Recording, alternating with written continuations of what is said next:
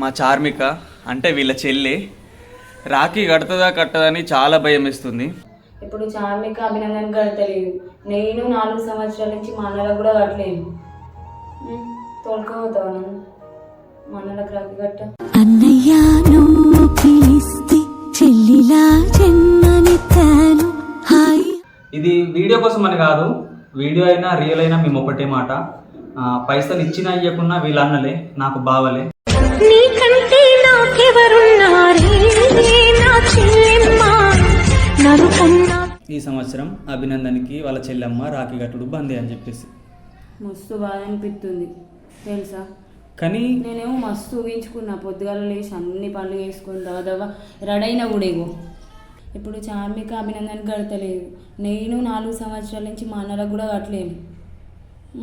తోలుకోపోతావు నన్ను మా అన్నలకు రాఖీ కట్ట. ఒక అన్నకు అక్క చెల్లెళ్ళు ఉంటే ఖచ్చితంగా రాఖీ కట్టించుకునుడే. ఎందుకంటే అక్క చెల్లెళ్ళు అంటే ఆశీస్సులు ఇస్తారు. రాఖీ వల్ల వాళ్ళకు ఒక అండా దండ అనేది ఉంటుంది, దేవుళ్ళ ఆశీస్సులు ఉంటాయి తెలుసా నీకు. నువ్వు అట్లా ఎందుకంటున్నావు? అట్లని కాదే, వాళ్ళు ఏమనుకుంటారు అంటే కొంతమంది అనుకుంటారు కదా పైసల కోసమే అత్తుంది. ఇప్పుడు 4 సంవత్సరాల నుంచి రాలేదు, ఇప్పుడు అత్తుంది అంటే పైసల కోసం అనుకుంటారు కదా. నేను చెప్తున్నా కదా బావా, నాకు పైసలు పెట్టుడు అస్సలు వద్దు. నువ్వు తీసుకో అని కూడా అనవు తెలుసా. నాకు పైసలు పెట్టుడు వద్దు, ఏదద్దు, ఒక రాఖీ కట్టత్త అంతే. ఎందుకంటే వాళ్ళ నా ఆశీస్సులు వాళ్ళకు ఉండాలి. ఆడబిడ్డయి వాళ్ళు ఎప్పుడు సంతోషంగా ఉండాలి, వాళ్ళు నిండు నూరేళ్ళు ఆరోగ్యాలతో ఉండాలని నేను అనుకుంటున్నా. 4 సంవత్సరాల నుంచి నా సిచ్యువేషన్ని బట్టి నేను పోలేను. మా అక్కలు వేయరు, మా అక్కలు కట్టచ్చారు. కానీ ఇప్పుడు నా కొడుకున్నాడు, కొంచెం అలా కొంచెం బెటర్ అయింది మా సిచ్యువేషన్. అట్లా ఇక నాకు కొంచెం కట్టాలని ఉంటుంది కదా. 4 సంవత్సరాలు అప్పుడు కట్టిన పెళ్ళి కాక ముందు, ఇప్పుడు కూడా కట్టాలి నా అన్నదమ్ములకు అని కొంచెం కోరిక ఉండేది ఎప్పుడు. కానీ ఇప్పుడు ఇక నేను నీ కోరిక ఉన్నది, నువ్వు పైసలు వద్దంటున్నావు సరే. ఇది వీడియో కోసం అని కాదు, వీడియో అయినా రియల్ అయినా మేము ఒకటే మాట. పైసలు ఇచ్చినా ఇవ్వకున్నా వీళ్ళ అన్నలే నాకు బావలే. వాళ్ళు ఎప్పుడైనా కానీ చెప్పన్నా, ఇప్పుడు నా అన్నదమ్ములు నాకు అండా దండ అన్ని వాళ్ళే. ఇప్పుడు నాకు అన్న అయినా తమ్ముడైనా ఏదైనా కష్టం వచ్చినా అన్నలే సపోర్ట్ ఉంటారు దేనికైనా. ఇప్పుడు నీ అక్క ఇళ్ళకు నువ్వు సపోర్ట్ లేవా? ఉన్నావు కదా. అట్లా నాకు నా అన్నలు ఉన్నారు. నేను వాళ్ళకి రాఖీ కట్టకపోతే నాకు బాధ అనిపించదా? నేను అద్దంటానే, నేను రాఖీ కట్టేటప్పుడు చెప్తాను నాకు పైసలు పెట్టకూరి, నాకు అద్దు, మీరు మంచిగా ఉండాలని నేను వచ్చిన అంతే అని చెప్తా. నేను మేమైతే పైసల కోసం అస్సలు వస్తలేం. మీ చెల్లి అడిగింది మా అన్నల దగ్గరికి తీసుకపో, నేను రాఖీ కడతా అన్నది కాబట్టే తీసుకొని వస్తున్నా. అసలు పైసలు పెట్టుడు అద్దని చెప్తున్నానే. సరే మనం అడగకుండా ఉండం, వాళ్ళు పెట్టినా పెట్టకుండా ఒకటే. వాళ్ళు ఎంత పెట్టినా వాళ్ళకి ఇంత ఎందుకు పెట్టినాం అనే భావన మాకుండది, మేము అడగం. ఓకేనా? ఫస్ట్ అయితే పెద్దన్నయ్య వాళ్ళ ఇంటికి వెళ్ళిన, అన్నయ్యకి రాఖీ కట్టిన. అన్నయ్య చూసి పైసలు లేవని చెప్పిండు. పెట్టినా పెట్టకున్నా నాకు హ్యాపీ. అన్నకైతే రాఖీ కట్టినా కాబట్టి. తర్వాత అయితే సెకండ్ అన్న దగ్గరికి అయినా. నాకైతే అన్నలంటే చాలా ఇష్టం. ఎందుకంటే బాధలు ఉన్నప్పుడైనా పండగలు ఉన్నప్పుడైనా అన్నిట్లో ముందుంటారు. ఈ అన్నకైతే నేను రాఖీ కట్టిన. అన్న అయితే నాకు చీర పెట్టిండు. 3వ అన్న దగ్గరికి అయితే వెళ్ళిన, రాఖీ కట్టిన. అన్న అయితే 300 కట్నం పెట్టిండు. మీరైతే అనుకోవచ్చు కట్నం ఇంత పెట్టిరు అంత పెట్టిరని. నేనైతే అనుకుంటలేను కదా, మీరు కూడా అనుకోకండి. వాళ్ళు పెట్టినా పెట్టకున్నా నాకు సంతోషమే. ఒకరోజు ఉన్నోళ్ళు అవుతారు, ఒకరోజు లేనోళ్ళు అవుతారు. కానీ ఉన్నా లేకున్నా మనసు మాత్రం మంచిదై ఉండాలి. కానీ కొందరికి గట్లేను, అందరికి కడితే మంచిగా ఉండేది. కానీ మా అన్నయ్యలు అయితే బంగారం. జైత్యాలన్న అయితే ఫోన్ చేసి మరీ రాఖీ కట్టించుకున్నాడు. అన్నయ్య అంటే ఇంటి పక్కన వాళ్ళు, పెద్దమ్మ చిన్నమ్మ వాళ్ళు, చుట్టాల వాళ్ళే కాదండి, మన అనుకున్న వాళ్ళు ప్రతి ఒక్కరు అన్నదమ్ములు అవుతారు. వీళ్ళ గురించి చెప్పాలంటే వీళ్ళకైతే గిఫ్ట్ షాప్ ఉంది. మీకు ఏ గిఫ్ట్ కావాలన్నా కింద నెంబర్ ఇస్తున్నా, వీళ్ళకి కాల్ చేయండి. ఇదేం ప్రమోషన్ కాదు. క్వాలిటీ మంచిగా ఉంటాయి, తక్కువ రేట్లు ఉంటాయి. మంచి మనుషుల దగ్గర ఉంటే తప్పేం లేదు. చెప్పడం మర్చిపోయినా, థ్యాంక్ యూ అన్నయ్య వదిన. మేమైతే ఇంటికి వచ్చుడైతే ఆలస్యం లేదు. మా అత్తమ్మ ఫోన్ చేసి మేస్త్రి అమ్మ ఇంటికైతే రమ్మన్నది. ఎందుకా అని చెప్పేసి పోయినాం. వాళ్ళైతే మమ్మల్ని చుట్టాల కంటే ఎక్కువ తీసుకున్నారు. వాళ్ళ మర్యాదలు అంటే మాకు చాలా ఇష్టం. మనసు మంచిగా ఉంటే అందరూ చుట్టాలే అంటారు. నాకైతే వీళ్ళని చూసినాకనే అర్థమైంది. మేస్త్రమ్మకు ఉడిపియం పోసినాం. ఉన్నాడు అబ్బాయి. ఇక ఎత్తున్నమ్మ వాయిదాలు పుచ్చుకుంటూ ఉన్నాం. అది ఫస్ట్ తమ్ముడు ఇచ్చినప్పుడు అసలు ముచ్చట మర్చిపోయినా. మేము ఎందుకైనామంటే వాళ్ళు వరలక్ష్మి వ్రతం చేసుకున్నారు. పెద్ద చేసుకోలేరు, చిన్న చేసుకున్నారు. ఎట్లా చేసుకుంటే ఏంది, మంచి మనసు భక్తి ఉంటే అయిపోయా, అంతా మంచి జరుగుతుంది.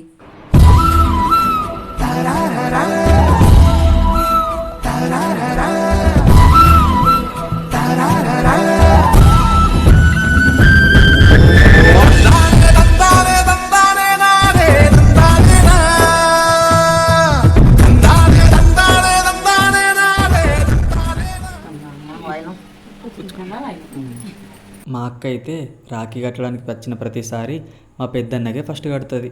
వాళ్ళకైతే 4 కూతుర్లు, ఫస్ట్, సెకండ్, థర్డ్, ఫోర్త్. మా బాబాయ్ అయితే మొన్న చనిపోయిండు కదా, మా బాబాయ్కి ఫస్ట్ రాఖీ కట్టిన తర్వాతనే అందరికీ స్టార్ట్ చేసింది. కానీ మా బాబాయ్ లేనందుకు ఈ సంవత్సరం చాలా బాధగా ఉన్నది. మా అన్న కూడా మా అక్కకు రాఖీ కట్టేసిండు. తర్వాత అయితే కట్నం కింద 2 చీరలు, అంటే అక్కకే కాదు ఇంకొక అక్క రాలేదు, ఆ అక్కది కూడా ఇచ్చేసిండనమాట. తర్వాత కాలు మొక్కిర్రు, అలాగే మా పెద్దమ్మ కాలు కూడా మొక్కిర్రు.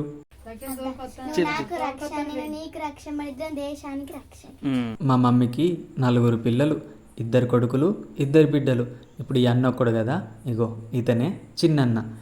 అన్నకైతే 2 పిల్లలు, ఏమైతే మా వదిన. ఇగో ఫస్ట్ ఏమో పాప, సెకండ్ కొడుకు. తమ్ముళ్ళు గారు అక్కలిద్దరు ఏం తీసుకొచ్చినా నాకు తీసుకొచ్చినా పైన తీసుకొచ్చినా అక్కలైనా చెల్లెలైనా వాళ్ళ కాలు మొక్కితే మనకు మంచి జరుగుతుంది. వాళ్ళ దీవెనలు ఎప్పుడు మనతోటే ఉంటాయి. ఇక లాస్ట్కి అయితే అందరితోటి ఒక సెల్ఫీ దిగిన. ఇక మా అక్క వస్తుందని నాకు ముందే తెలుసు, అందుకని చెప్పేసి ఒక నిజమైన ప్రాంక్ తీద్దాం అనుకున్నా. ఇక స్టార్ట్ చేసిన, చూడండి. అక్క అయ్యో నవ్యలేదుగా, వాళ్ళ అన్నలకు రాఖీ కట్టుతుంది పోయింది. అది లొల్లి అయితే వచ్చినాక పిల్లగాడు ఉన్నాడుగా, మళ్ళీ వాళ్ళిద్దరిని తీసిపెట్టి నేను ఎట్లా కట్టుకో చెప్పు. అమ్మా సరే ఇప్పుడు చెల్లెటు మరదలటు పోతే నీ కడుతుందా? అద్దక్క నాకు గని నువ్వు కట్టించుకో. ఎట్లనే నేను ఎట్లా కట్టించుకో పో, నీకంటే పెళ్లి కాలేదు ఏం కాదురా, నీకు పెళ్లి అయితే అర్థమవుతుంది. నీ గట్టని తమ్ముని, నీ గట్టని తమ్ముని ఎట్లా కట్టాలా? చిన్నని కడితేం కాదు, నీకు తమ్మునికి ఇద్దరికి కడతా. ఎట్లంటే వేసి మీకు గట్టి వెళ్తా పన్నెడు, ఎట్లంటే వేసి మీకు గట్టి వెళ్తా పన్నెడు. అద్దక్క నాకు అద్దు, ఇప్పుడు నవ్యలేదు నేను ఎట్లా కట్టించుకోవాలి? నేను అర్థం చెప్తున్నాను. ఆ మాట అనొచ్చాను. భార్యలు వాళ్ళ తల్లిదండ్రులకు రాఖీ కట్టించుకుని వాళ్ళు పోతారు. ఇప్పుడు బావని తోలుకొని వచ్చిందా, బావకి అక్కడ కడతారు, పక్కేళ్ళు వచ్చి ఇటు కడతారు. అట్లే ఉంటుంది, ఎవరి ఇంట్లో అయినా అట్లే ఉంటుంది. ఆడవాళ్ళు తల్లిదండ్రులకు పోతారు, భార్యలు అటు పోతారు. ఈ వచ్చిన వాళ్ళు కట్టించుకోవాలా? గట్ల కానీ నా భార్యలు ఎందుకు కట్టుకోనంటే అదేమన్నా పద్ధతి మీరు చెప్పులేవేనా? అది ఇప్పుడు ఆడిపోయింది కదా కట్టేదానికి, అట్లా ఆగుతారా? ఒక 3 రోజుల తర్వాత రమ్మా. ఇప్పుడు నవ్యోళ్ళు అన్న భార్యలు సుఖం, వాళ్ళ సుఖం ఇంకొకడికి పోతారు రాగిడి కట్టుకోరా, వాళ్ళు కట్టుకుంటారు. ఇప్పుడు బుజ్జి ఇక్కడికి వచ్చింది కాబట్టి నువ్వు కట్టుకోవాలా? ఇప్పుడు బావకు సుఖం అక్కడ కడుతూ నువ్వు రాగిట్లు, బావ సుఖం అదే మాట అంటాడా? నేను చెప్పాను పండుగ అయిపోయినాక రావన్నా, అదే మాట అంటాడా? రమ్మంటున్నావు పండుగ అయిపోయినాక రావన్నా.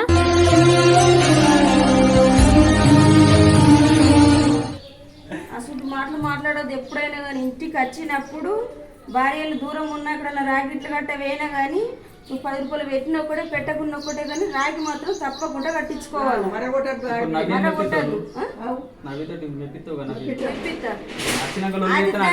దాని నోటిగా మాట రాదు.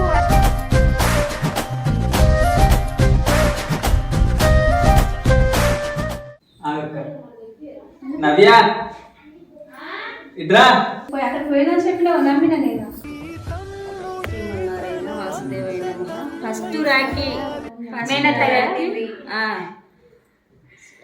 నందను ఫస్ట్ రాఖీ శివపార్వతులు ముక్కోడు దేవుళ్ళ దయ వల్ల రాఖీ కడుతుంది.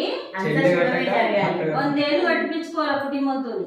రాఖీ పండుగ కూడా అంటే అన్నా చెల్లెళ్ళ పండుగ అన్నమాట. అన్నయ్యకి మంచి జరగాలని రాఖీ కట్టమ్మా.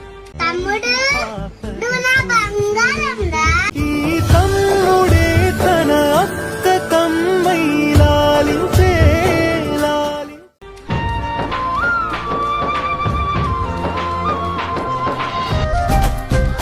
స్వీట్ తింటావా? అమ్మా అమ్మా కానీ చెల్లి వచ్చింది కట్టించుకో. అట్లా ఎందుకు అంటున్నావు అందరికి కడతా కదా రంజిత్ గారు లేడు, వాళ్ళు ఏంది నేను కట్టించుకోను. అగో అందుకన్నా లేకపోతే ఏంది వచ్చినాక కడతా మీకు కడతా దారి నీకంటే నాకెవరున్నారే నా చెల్లెమ్మ కడితే ముగ్గురు కట్టాలి, లేకపోతే వద్దు. వాడు వచ్చినాక అడుగుతుంది మరి. కాదవా అట్లా అనద్దు.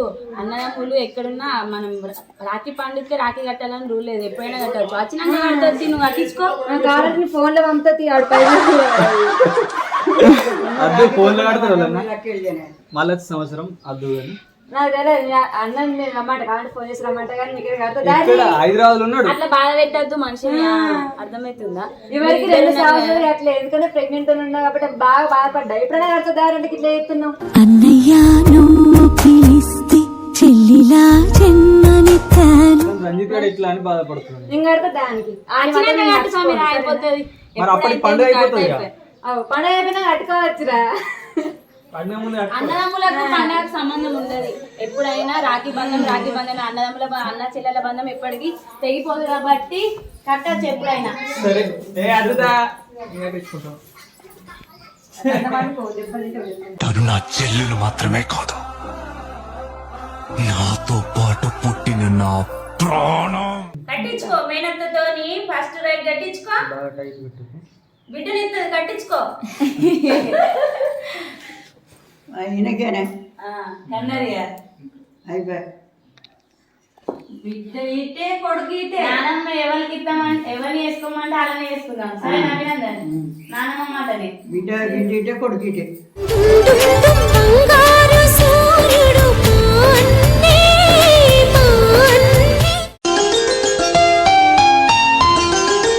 గుమ్మడి గుమ్మడి పాట రాదు, మనసులో లోపల అనుకుంటే అందమైన కలలకు తీరం, అమృతాలు కురిసే తీరం.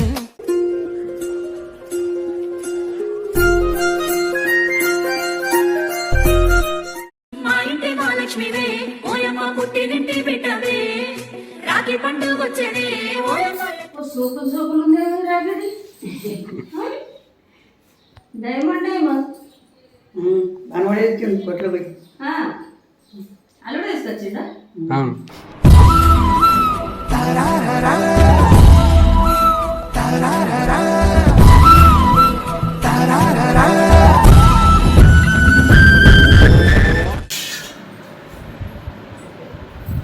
ఎన్నెన్నో రెండు శివయ్య అందరూ బిడ్డలు మనవళ్ళు మనవరాళ్ళు అందరూ ఎన్నెన్నో రెండు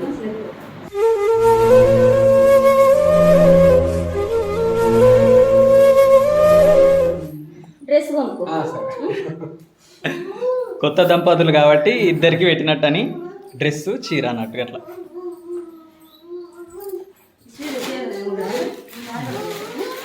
వైషు అయితే బావకు గనికి రాఖీ కట్టుడు అయితే అయిపోయింది. ఇక నాకు కూడా అన్న అవుతాడు కాబట్టి నేను కూడా రాఖీ కట్టిన. స్వీట్ తినిపించి అక్షంతలేసి అయితే దీవించిన. ఇక మా అమ్మోళ్ళు అయితే చాలాసేపు నుంచి వెయిట్ చేస్తారు. ఇక నేనైతే పోయి రాఖీ కట్టిన. మా తమ్ముడు ఈడురు ఎంత సిగ్గుపడుతుండో. ఇక వాడి సిగ్గు ఎప్పుడు పోతుందో అని పెళ్ళైనాక పోతుంది కావచ్చు. ఇక ఈ రాఖీ పండుగకైనా మా డాడీ వస్తాడు కావచ్చు అని అనుకున్నా, కానీ వాళ్ళు పంపించలేదట. ఇక వాళ్ళకి ఎన్నో కారణాలు ఉంటాయి, అందుకనే పంపించలేరు. దసరా వరకు వస్తాడు కావచ్చు. మా తమ్ముడు అయితే కాలు మొక్కురా అంటే నవ్వుకుంటా మొక్కుతాడు.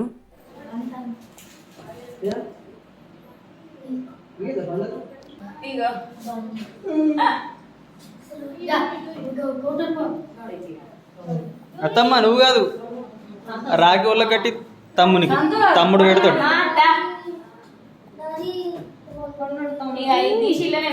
మోడల్ మోడల్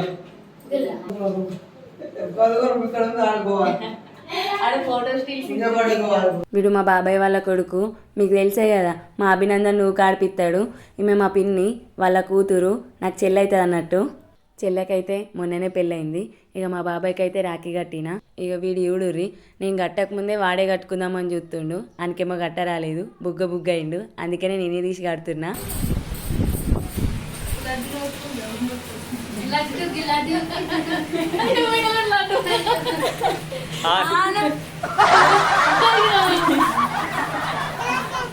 బంధుమిత్రులకి, చుట్టాలకి, ఫ్రెండ్స్కి, యూట్యూబ్ ఫ్యామిలీకి, ఇన్స్టాగ్రామ్ ఫ్యామిలీకి అందరికీ హ్యాపీ రక్షాబంధన్.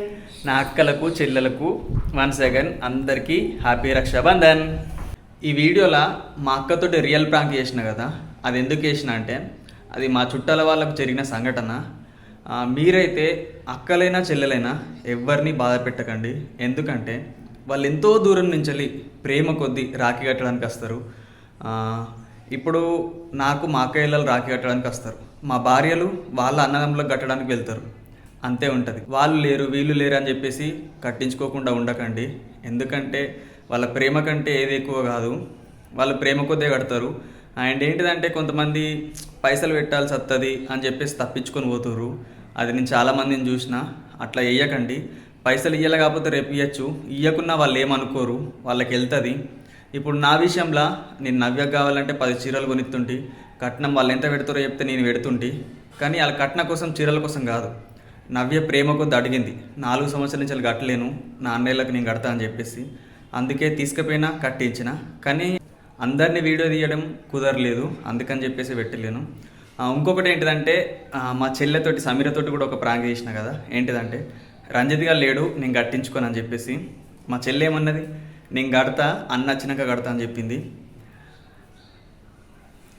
ఇల్లేంటిదంటే పండుగతోటి సంబంధం లేదు, ఇది ప్రేమకు సంబంధించింది. ఎప్పుడు కట్టినా సరే ప్రేమ కొద్దీ వాళ్ళ దీవెనలు మనకైతే ఎప్పుడు ఉండాలి.